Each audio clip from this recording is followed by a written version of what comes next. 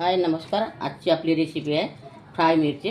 हे बारीक बारीक मिरची घेतलेल्या छान असे मधातून काप करून घेतलेले आहे आणि तिखट नाही ह्या मिरच्या दाखवणार आहे मी आज तुम्हाला, कारण उन्हाळ्याच्या दिवसात तोंडाला चव नसते, यासाठी फ्राय मिरच्या तुम्हाला दाखवणार आहे।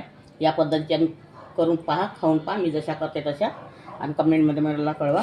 इथे 1 चम्मचच्या वर तेल टाकलेलं आहे, तेल थोडं भरपूर टाकायचं। इथं 2-3 कळ्या लसूण पाकळ्या सोलून घेतलेल्या आहे, त्याचे काप करून घेतलेले आहे। तेल गरम झालेलं आहे आपलं, लसूण टाकायचं यामध्ये। लसूण टाकलेलं आहे, 1 चम्मच जिरं टाकायचं,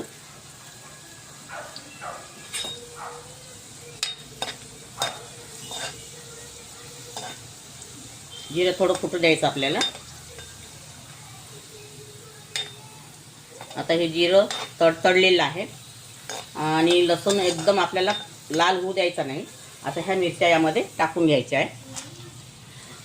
मिरच्या छान मऊ पडेपर्यंत शिजून घ्यायच्या आहे तेलामध्ये। आता आपल्या ह्या मिरच्या शिजत आलेल्या आहे। इथे मी 1 चम्मच लाल मिरची पावडर आहे, जिरा पावडर आहे, थोडा स्वादानुसार मीठ आहे, मीठ थोडं जास्तच वापरायचं मिरच्यामध्ये, हळदी पावडर आहे, धनी पावडर आहे आणि कस्तुरी मेथी आहे। हे सगळं यामध्ये मिक्स करून घ्यायचं आहे असं, आणि हे यामध्ये टाकून द्यायचं। याला शिजू द्यायचं आपल्याला अजून। आणि इथे थोडे शेंगदाणे मी भाजून गरबरा असा हे करून घेतलेला बारीक गरबर, हे बघा, हे यामध्ये टाकून द्यायचे। खूप छान लागते मिरची खायला। भाजी नसली तरी तुमचं आनंदाने पोट भरेल।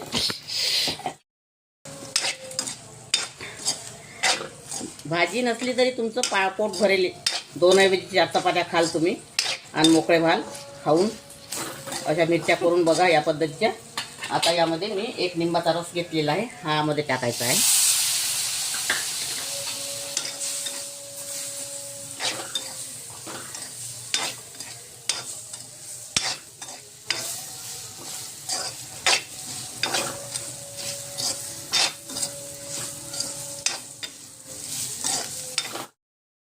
काय आपल्या चटपटीत मिरच्या तयार झालेल्या आहे, हे बघा।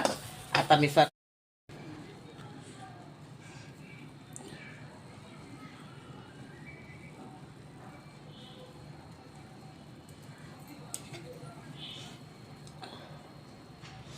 ही आपली शेंगदाणा फ्राय मिरची तोंडी लावासाठी तयार झालेली आहे। अगर तुम्हाला माझी रेसिपी आवडली असेल तर व्हिडिओला लाईक करा, शेअर करा, सबस्क्राईब करा। व्हिडिओ बघितल्याबद्दल धन्यवाद।